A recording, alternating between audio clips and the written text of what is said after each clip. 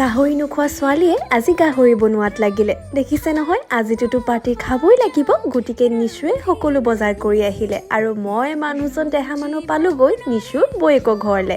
প্ৰথমতে তাত পাই লৈ আমি ড'নাট খালোঁ। মানে নিশুৱে মৰমতে টিমচি আৰু দেহা মানুহ কাৰণে লৈ আনিছিলে। ময়ো অলপমান চুৰ কৰি খাইছোঁ। আজি আকৌ মানুহজনৰ পাল, মানে মাংস বনোৱা। বাকী সকলো আমি চবে মিলি লগ হৈ বনাইছোঁ আৰু মানুহজনক জোকাৰি আছিলোঁ। পিঁয়াজটো তুমি কেনেকৈ বেকাকৈ কাটা, সেয়াই আৰু অলপমান হাঁহি ধেমালি কৰি আমি এতিয়া বনাই মেলি ল'লোঁ।